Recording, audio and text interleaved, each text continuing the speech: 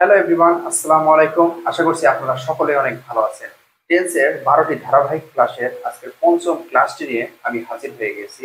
আমি শোয়েব মাশরাফি আপনাদের সাথে আছি। আশা করছি আপনারা ক্লাসটি খুব মনোযোগ সহকারে দেখবেন, বুঝবেন এবং নতুন কিছু শিখতে পারবেন। চলুন ক্লাসটি শুরু করা যাক। পাস্ট ইনডিফিনিট টেন্স, অতীতকালে কোনো কাজ হয়েছিল কিন্তু বর্তমানে তার ফল বিদ্যমান নেই এমন বোঝালে তাকে পাস্ট ইনডিফিনিট টেন্স বলে। এরকম দুটি বাক্য আমি এখানে লিখেছি। আমি স্কুলে গিয়েছিলাম, তারা মাঠে কাজ করেছিল। এই দুটি বাক্য দেখেন অতীতকালে হয়েছে কিন্তু ফলটা এখন বিদ্যমান নেই এরকম বোঝাচ্ছে। এক্ষেত্রে এই বাক্যগুলোকে যখন আমরা ইংরেজিতে ট্রান্সলেট করব তখন আমাদের এই অ্যাফার্মেটিভের স্ট্রাকচার ফলো করতে হবে। এই বাক্যগুলোকে যখন আমরা নেগেটিভ করব, আমি স্কুলে গিয়েছিলাম না, তারা মাঠে কাজ করেছিল না, সেক্ষেত্রে আমরা নেগেটিভের স্ট্রাকচারটা ফলো করব। এরপরে ইন্টারোগেটিভ প্রশ্নবোধক, তারপর নেগেটিভ ইন্টারোগেটিভ, এটাও প্রশ্নবোধকের আরেকটি ফর্ম। দেখেন প্রথমে আমি স্কুলে গিয়েছিলাম এই বাক্যকে এবং তারা মাঠে কাজ করেছিল, এই দুইটি বাক্যকে আমি অ্যাফার্মেটিভ থেকে নেগেটিভ করব, নেগেটিভ থেকে ইন্টারোগেটিভ করব, ইন্টারোগেটিভ থেকে নেগেটিভ ইন্টারোগেটিভ করব। প্রথমে আমরা এই বাক্য দুটোকে ইংরেজিতে ট্রান্সলেট করার চেষ্টা করি। প্রথমে কি হবে, অ্যাফার্মেটিভে subject V two object. V two হচ্ছে আপনার ভার্বের ফার্স্ট ফর্ম।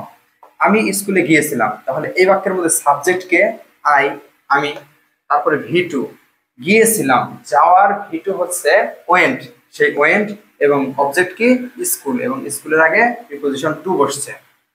তারপরে তারা মাঠে কাজ করেছিল, এই বাক্যটার সাবজেক্ট হচ্ছে তারা, দে, তারপরে ভি টু ওয়ার্ক, কাজ করেছিল। এই কাজ করার ইংরেজি হচ্ছে ওয়ার্ক, ওয়ার্কের ভি টু হচ্ছে ওয়ার্কড, ইডি যোগ হয়ে যাবে। তারপর কোথায় কাজ করছে তারা, মাঠে, ইন ফিল্ড, প্রিপোজিশন ইন এবং মাঠের ইংরেজি ফিল্ড। তাহলে এক্ষেত্রে আমাদের অ্যাফার্মেটিভ হয়ে গেল। এখন এই বাক্যকে আমরা যখন নেগেটিভ করব, আমি স্কুলে গিয়েছিলাম না, তারা মাঠে কাজ করেছিল না, শুধু না আসে পড়লো, এর জন্য আমাদের নেগেটিভের স্ট্রাকচারটা ফলো করতে হবে।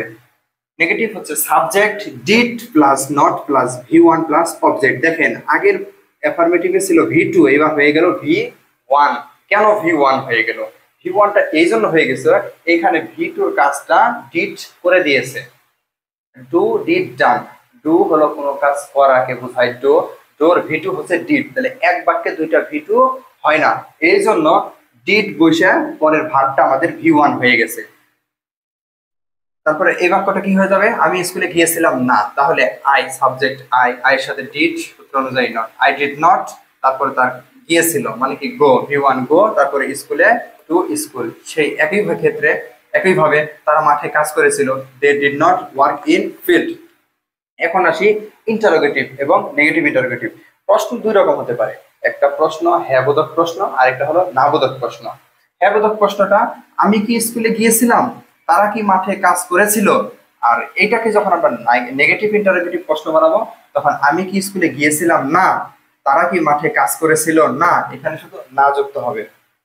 এবং এখানে কি, এখন ইন্টারোগেটিভে did subject V one plus object, তাহলে ডিড সামনে, তারপরে সাবজেক্ট আই আমি, তারপরে হি মানে তার কাজ, গো টু স্কুল, শেষে নোট অফ ইন্টারোগেশন বা প্রশ্নবোধক চিহ্ন। সেম একইভাবে did they work in field, এরপরে নেগেটিভ ইন্টারোগেটিভে শুধু ওই প্রশ্নগুলোই শেষে না যুক্ত হবে। Did I not go to school, did they not work in field. আশা করছি আপনারা সকলে বুঝতে পারছেন।